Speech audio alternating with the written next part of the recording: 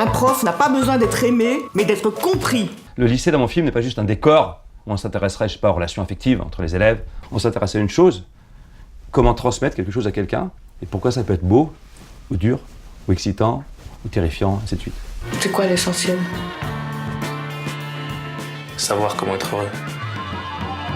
Isabelle Huppert a souvent l'image, à tort ou à raison, d'une femme qui va incarner plutôt des personnages forts.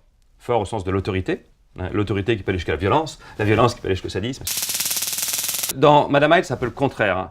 Là, je ne suis pas parti du fait qu'elle joue souvent des personnages forts, je lui ai donné au contraire un personnage qu'elle n'incarne jamais, à ma connaissance. C'est un personnage très faible, très craintif, très effacé. Qui aurait dit que ces petits bouts de femmes insignifiants auraient la place qu'il a aujourd'hui dans le lycée? Pour le proviseur, je suis parti d'un fait qui est un fait réel, à savoir le fait que maintenant, de plus en plus de proviseurs ne sont pas issus de l'éducation, ne sont pas des anciens profs, mais sont issus plus du managériat ou du privé, des choses comme ça. Donc ils arrivent dans un lycée avec des méthodes un peu managériales. Et le vivre ensemble. Je remercie Romain Duris. Déjà, il joue que des rôles principaux.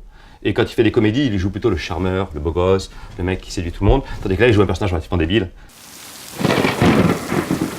D'un point de vue musical, c'est vrai que mes goûts sont un peu étendus. Donc si vous faites allusion à Moz, au début des années 2000, tout début des années 2000, j'écoutais essentiellement la musique des années 60, milieu des années 60. Donc ça pouvait être de la pop, de la soul, du rock, mais c'était cette période-là. Et puis peu à peu, je me suis étendu dans les deux sens. Donc en gros, maintenant j'écoute aussi beaucoup de musique des années 50, du doo-wop, du rhythm and blues, voilà, du rock, du rockabilly, etc. Que je collectionne et que j'achète en 47 tours. Et puis ensuite, au niveau des années 70, je suis allé jusqu'au punk, en particulier au punk Do It Yourself. Voilà, Back from the Grave, c'est ça. Ça, c'est le volume 1.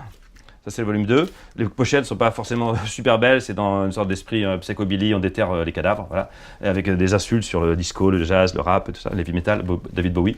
Et avec des notes de pochette souvent qui sont très insultantes, mais la musique est très bien. C'est des groupes qui avaient fait une ou deux chansons donc, quand ils étaient au lycée, et qui ensuite avaient disparu, fait plein d'autres métiers. Puis il y a une sorte d'amour assez quand même universel de certains morceaux chez les fans de rock, qui c'est toujours un truc qui me touche, que ça se passe selon les Sonics, ou je sais pas quoi, ou Link Vrai. Dans n'importe quel pays où vous vous trouvez, s'il y a un vrai fan de rock, il va avoir très facilement des atomes crochus. Alors finalement, le cinéma, c'est plus difficile.